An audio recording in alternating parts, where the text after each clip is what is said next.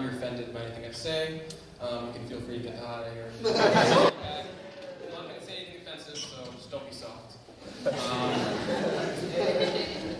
This performance has been rated PG-13 by me, so you're not going to hear any F-bombs, as Miss Collins said, my grandparents are here. But you might hear a couple naughty words like bitch and shit, so get your big boy pants on, buckle up,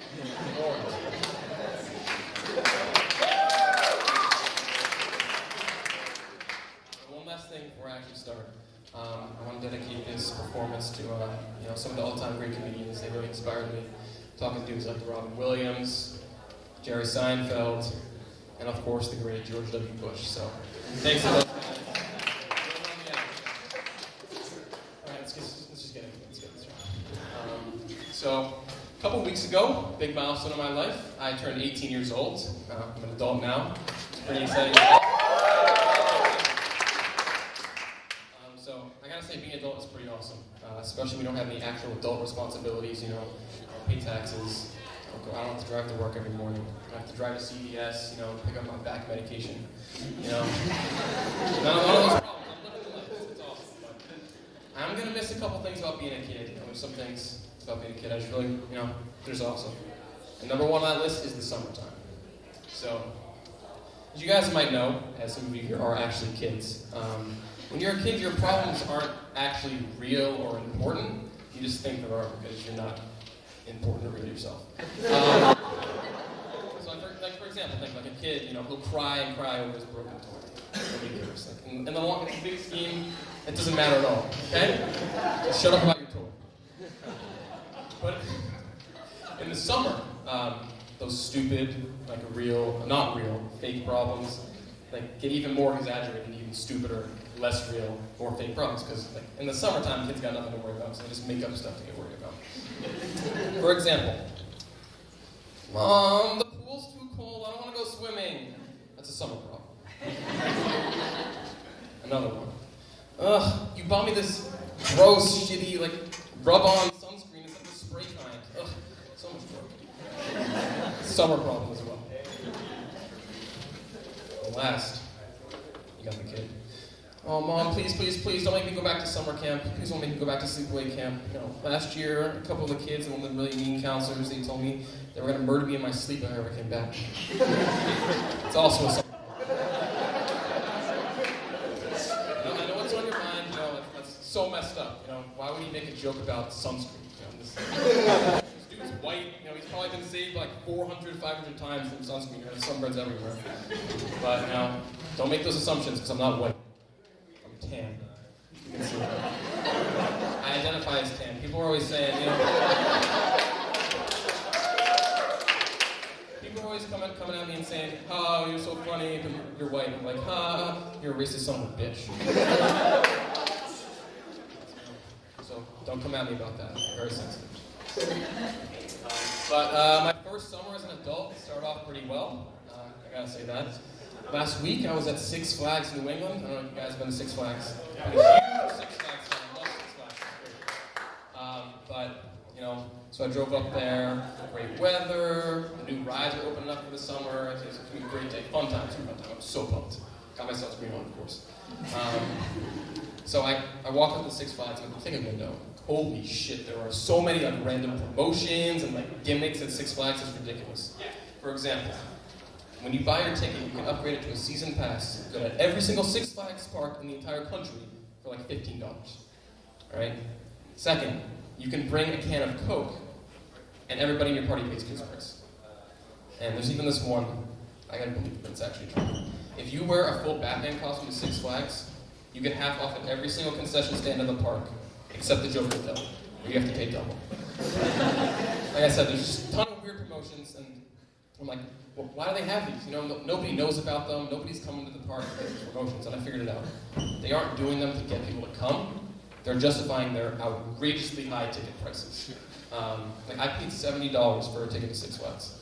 And I walked into the park not thinking I got ripped off, but thinking that shit, I should have brought some Coke or something. I made the price so much cheaper, so I walked in the park, and the first thing I did is I bought a can of Coke for the next time I go back to Six Flags. So I'll not be paying full price again.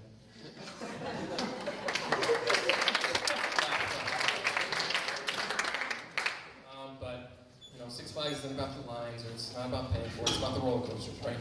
And the big roller coaster this summer is the Superman virtual reality coaster. It's pretty cool.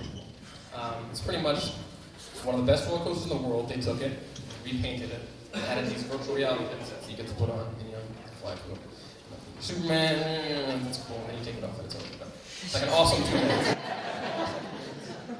So of course that's the first ride I went to right immediately. I get there, put on my headset, it's sweaty, it's so sweaty. It's sweaty, the way I describe it, it's sweatier than Kevin James's armpits after an 8-mile run. It's disgusting. It's gross.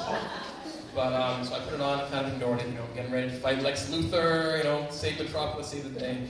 The ride starts, and for about 5 or 6 seconds, it's awesome, And then, the really fat lady next to me just starts screaming in my ear, non-stop. It's so loud, it kind of, and then the kid behind me, 8 years old, just pukes, just on the middle of the ride, just pukes. Really disgusting, so. This went from, the best roller coaster in the world to, an average plane flight, really,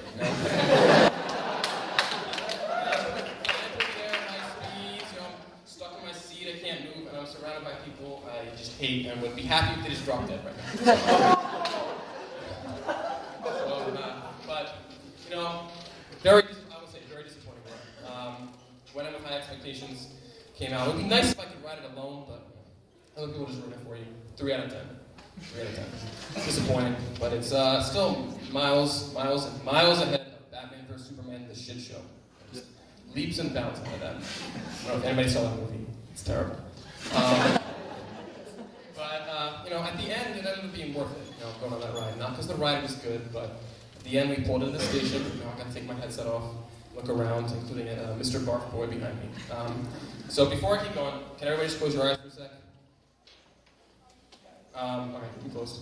And just imagine you're blowing bubbles, okay? Imagine you're blowing bubbles. But it's a really, really, really, really windy day. So what happens, right? The bubbles go out and come back and hit you right in the face, okay? All right, open your eyes. So remember that. Now imagine, instead of blowing bubbles, you threw up at the same thing. That's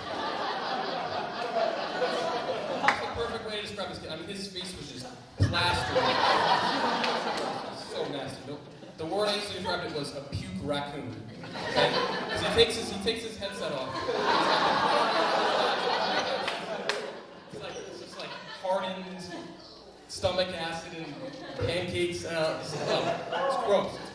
But it was hilarious, so it made up for the terrible ride. Feel bad for that kid, but it was fun. The other ride I went to on Six Flags is called the Thunderbolt. I don't know, it's not as well known, of course, as Superman, because it's some tiny little wooden roller coaster made in 1930. Not the greatest ride, but as you're walking up to the Thunderbolt, they actually brag about this. There's a sign, and it says, "The Thunderbolt has not been repaired in 80 years. Everything is original." I don't know if that's supposed to make you want to go to a different ride, or make you want to go on this one, but it's scary, but I still went anyways. So, there's no line because it sucks. And, it's in the car. If you look at Superman and all the other roller coasters in the world, they strap these things on there. You're in a straitjacket, you can't move anything on your body. In the Thunderbolt, they got the flimsiest seatbelt known to man. This seatbelt made my mom's spaghetti look like titanium alloy. This thing is crazy. Okay? So anyways, I put this thing on, already off to a great start, right? The structure's falling apart, check. Non-existent safety system, check. What's left? Completely useless safety lecture. So every roller coaster in the world is required before you go on the ride. You may remember this if you've been on a roller coaster in your life. They have to talk about the operator of the ride has to talk about all the safety features and what you should do so you don't get hurt and they don't get sued. But the lady on the Thunderbolt should quit her day job at Six Flags and just go be an auctioneer or something. Because I'll give you a demo of what the safety lecture sounded like, but it was 10 times faster than I'm about to say. Hey everyone, welcome to the Thunderbolt. Remember to keep your arms inside the vehicle, 40 inches, stay with the parents. If you keep everything down here, if you hit the head, if you hit your head on the hill, you will see serious seatbelts on. Alright, have fun on your ride. Remember to go big, go Six Flags. Woo! But if there's one thing I learned from Six Flags during that visit that happened, one thing I learned is that Six Flags is all about making money. Everything's about making money. Think of the Thunderbolt, right? can just imagine the executive meetings. Sir, the Thunderbolt is 80 years old, nobody rides it, and it's probably going to injure somebody, get a suit. That's bad. Can you fix it? Yes, but it'll cost money. Can we get rid of it? That'll also cost money. Alright, just leave. But I mean, if you think about it, even the name of the park is economically efficient, right? I did a poll, I polled a couple people. 7 Flags comes off terribly, right? It seems it's kind of like they're overcompensating for their shitty rides with like too many flags. It's like, look at all our flags! It doesn't work, it's not as good. 5 Flags is the opposite. You know, people are like, 5 flags, that's it? I'm gonna get 5 flags up? Done. 6 Flags is the profit maximization number of flags. So, 6 Flags, all about the profit. But, it's like the whole world is just centered around profit these days. 6 Flags, all about profit. The NFL and that communist bastard, Roger Goodell, profit. My 6-year-old neighbor, hate Roger Goodell. My 6-year-old neighbor who opened up his lemonade stand and charges 50 cents a cup, profit. Everyone's profit. But the worst offenders would have to be the big banks, Hate the big banks. And you know who else hates the big banks? Bernie Sanders as well. I know this because I actually met Bernie Sanders a couple months ago. Well, more like I met his regional director of minority management and campaign diversity appearance. Splitting hairs for splitting hairs. It's a long story. So the story starts 400 years ago in the Vatican City with Pope Gregory XIII. You guys, stop laughing. This isn't the joke part. Pope Gregory, you may not have heard of him, but he's a pretty famous dude. What he did is he decided years were too short, okay? So he's like, I think, the orbit of this Earth around the sun or something, it doesn't match up, there's something wrong. So what he decided was that every 4 years we get an extra day, called leap years. And thus was born the Gregorian calendar, So it looks like the church did something. But so this year, 2016, I'm like, all right, I'm going to take advantage of this day. Pope Gregory, thank you. I'm going to take advantage of my leap day. So, who happened to be in town except Bernie Sanders, who's holding a rally down the street of Milton High, very close to this fine institution. And considering the school is full of super liberal kids who are really afraid of their student loans because none of their parents can afford to pay for college, big turnout at the Bernie. Huge turnout, including yours truly. That's how to show up. So I rolled in about an hour and a half before it started with my 2 friends, Rush and Malcolm, who are here. Shout out to Rush and Malcolm. So we managed to finagle our way all the way to the front of the line. Just cut about 3,000 people or something. We got to the front of the line, it was awesome. We were the first ones in. So we get inside this big gymnasium, and we decide, all right, we're going to sit behind Bernie. That way we can get on TV. So we get back there, and who's back there except our best friend, the regional director of minority management and campaign diversity appearance. She's like, well, you're not allowed backstage unless you get a special wristband, okay? So we go off looking, and once we find the guy with the wristbands, and once Rush gets his wristband, once Malcolm gets his wristband, and once I don't get my wristband because he said there's too many white students behind the stage, and once I told him I'm not white, I'm tan, once I got my wristband, we got our seats back behind Bernie. We were pumped, because we cheated the system. I don't know if you can tell. We absolutely just destroyed the system there. So we pat ourselves on our back, it's going to be sick, it's going to be awesome. We're going to remember this forever. And it was awesome when Bernie showed up like 3.5 hours later. So, do you guys believe that story? Yes. Yeah, I don't believe it. It sounds pretty made up. But it is, it is actually true. To all your haters out there, you can feast your eyes on that shit right there, that's me. I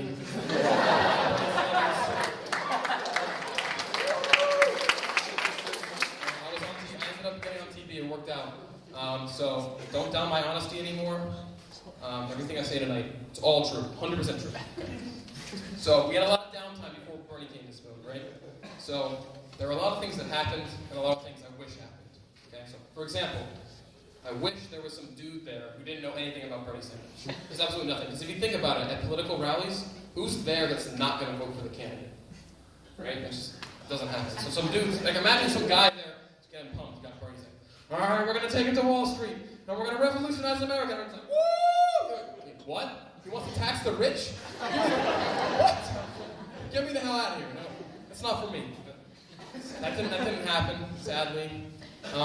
What did happen was Malcolm actually made a nice comparison between Bernie Sanders and Jesus. Okay? You know, both Jewish guys who are trying to change the world, you know, inspire millions of people. They all have cult followings.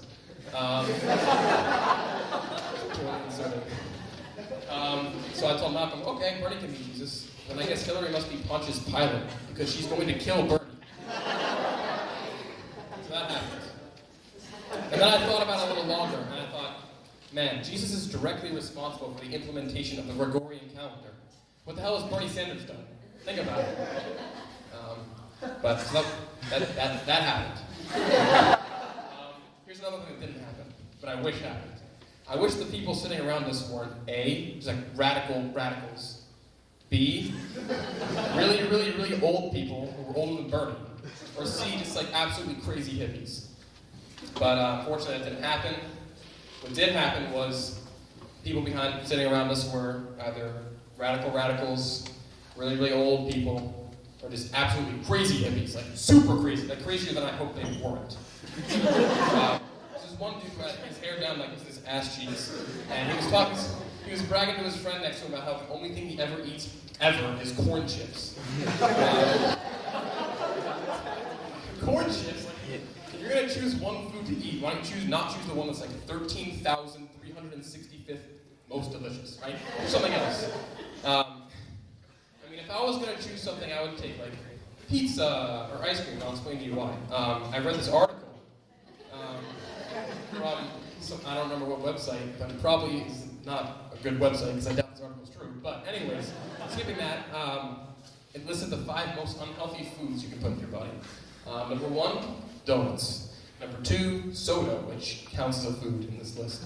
Number 3 was French fries. Number 4 was fried chicken.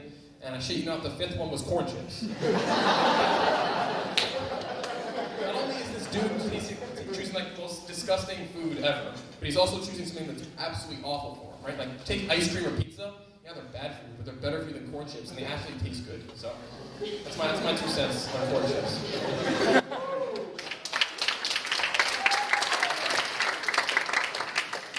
Just kidding, I have a lot more about corn chips.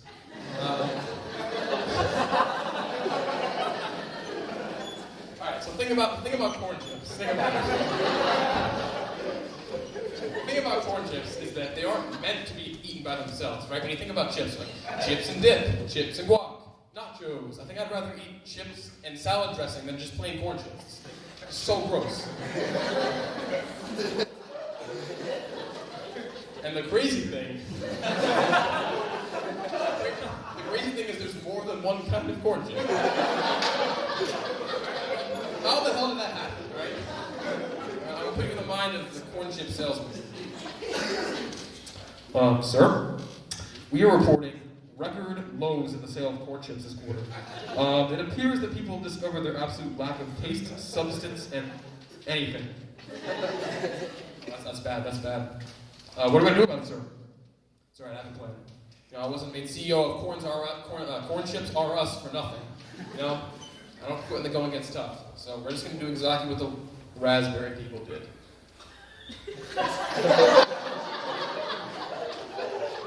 Sir, what did the raspberry people do? Made them blue. It's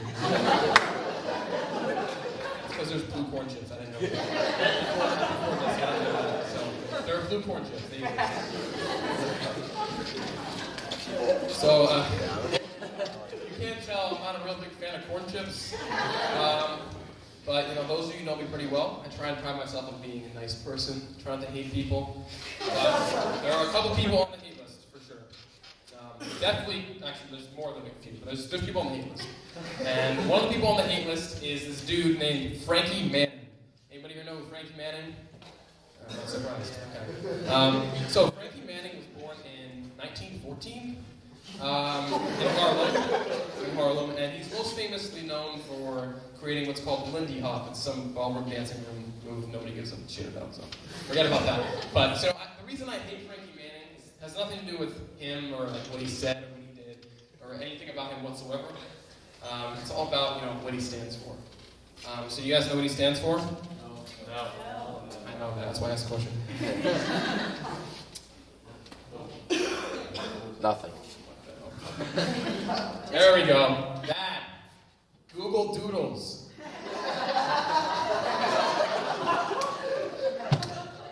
Didn't see that one coming.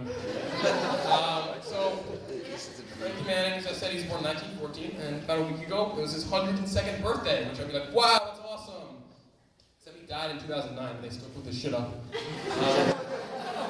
can't tell from this picture, but there's a whole animation of it. Spin around, throw each other in the air and stuff. And it's just a disgrace, and really it makes me mad. It really does, because back in middle school, I used to really like Google Doodles. 4th of July, or New Year's, on real holiday, and then put up something cool. I mean, nowadays, it used to be special. Now it's just ruined. Every single day, it's just some random birthday. Some random ass birthday. Right? Like a couple days ago, it was Rosario Castellanos' 91st birthday, and nobody cared. The day after that, it was like, I don't even remember her name, like Jamie something's 117th birthday, and fewer people cared. And, just yesterday, it was Olga Somohor-Dodova's 105th birthday, and more people cared than before, but still nobody cared. So, here's my proposition to Google. Hope they listen to me. I know they're watching. If you don't make it to the list of the 5,000 most important people ever, billions of people shouldn't have to look at your mug and some drawing every time they want to search for the weather forecast tomorrow or some picture of Kim Kardashian's ass.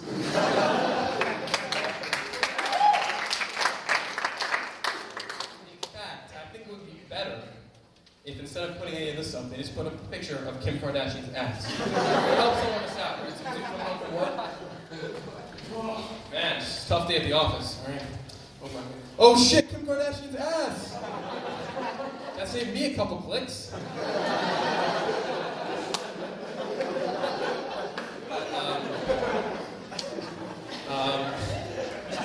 Considering that Google has made my life like 500 times easier and I'm convenienced by it multiple times a day, I think I can forgive them for a couple drawings as long as they stop suing. No, but Google's a great website. Google's a great website. Shout out to Google. There's lots of other great websites too, including one of my personal favorites, www.reddit.com. Great website. We've got some Redditors out here. So fun fact, Reddit is the 27th most visited website on the whole internet after eBay and the Japanese version of Amazon. It's cool, but it's in my top 5. It's like Reddit, Google, Facebook, YouTube, and the Hub.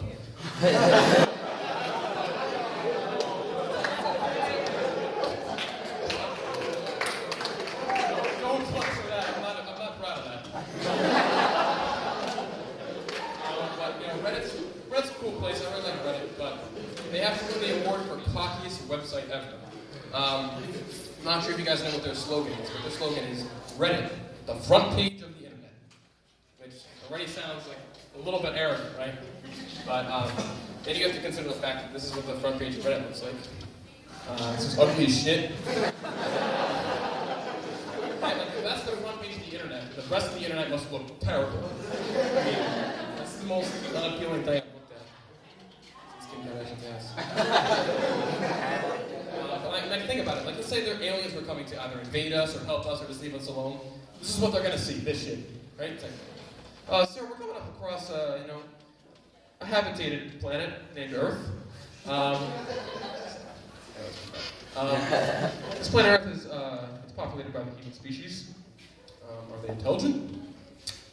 Yeah, it seems so. They have some big thing that connects everybody in the world, and they can instantly access each other and all this information. It's called the internet. It's made of electricity. That's pretty cool. It's pretty cool. What does this internet look like? This is the front page, sir. You can look at it right now.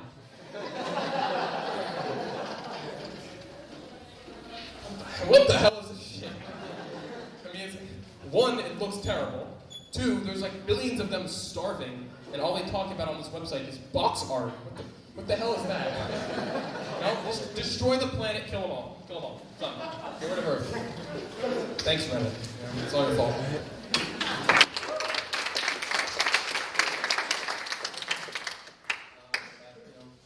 I was thinking maybe Reddit can pass the title of front page of the internet to Bing. I don't know if you guys have ever been there. That's like the sexiest website on the internet.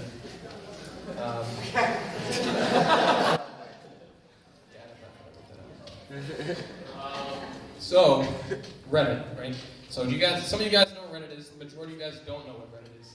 Reddit's a website. It's made up of a bunch of smaller websites called subreddits, and they're just like discussion forums and picture posting places that are based around like some theme or some single idea. For example, there's a subreddit called R Videos, and they post videos there. So, there's thousands of subreddits on Reddit, right? And every single one can be classified as either cool, funny, or stupid weird.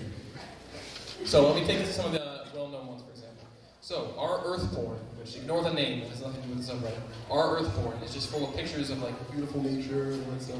That's pretty cool, right? That's pretty cool. Our funny is funny, that's fine. And then our shower thoughts, which is just things that people thought about in the shower and posted on the internet. Just weird. So that's those are the three categories. I'll give you a couple more. There's RIAMA, which actually does stand for something. It stands for Ask Me Anything. And have celebrities and just like random people go on there. People ask them questions. They answer them. Okay. R Explain It Like I'm 5, which is where people ask questions and you explain it like they're 5 years old. It's pretty fun sometimes. It's pretty fun. And then there's R Advice Animals, which actually kind of sounds like what it is. It's just pictures of animals captioned with like complaints about the world. Weird, it's really weird. Really weird. But so along with like our pictures and our news, this is what I call mainstream Reddit. Got like 100,000 people, at least, if not more, a day looking at this stuff. What makes Reddit so special is the small subreddits, the really small ones. They're really unique, really awesome, and one day I decided, you know what, I'm going to look at all the subreddits on Reddit. So I did. And I compiled a list of my favorite ones. I got it right here for you guys. I'm going to read it all. Alright, so, first, are black people Twitter? Very funny. There's R, she did math homework. R, Tales from the Pizza Guy. There's RC, which I would recommend visiting under the influence of marijuana. That's what it was created for.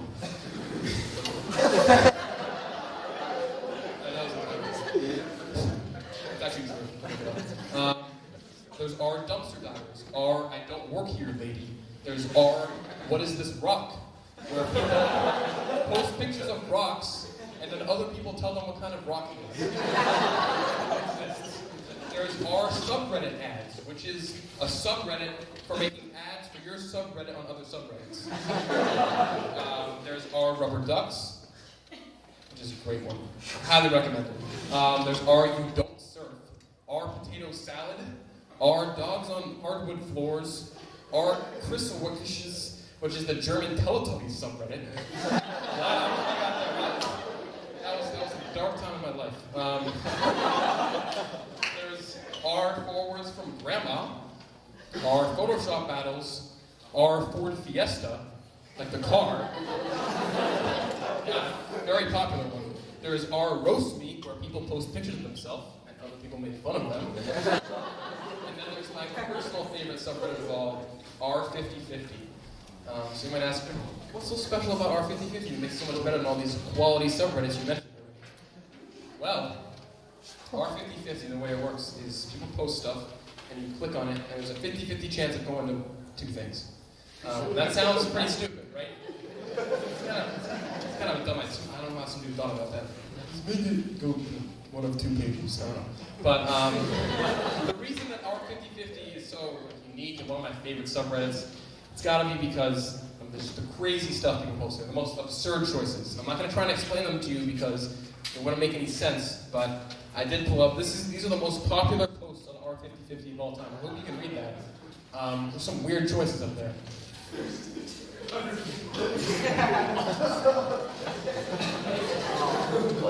Yeah. So you might ask me, why would somebody risk seeing somebody's wrist split open just so they can watch somebody butter toast? I don't know, but I did.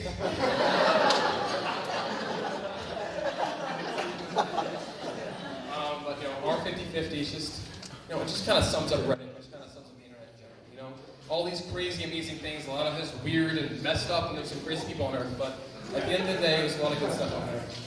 But I mean, if you're like me, you don't want to use it for anything except stalking people on Facebook and pirating Game of Thrones. That's it. That's all I have.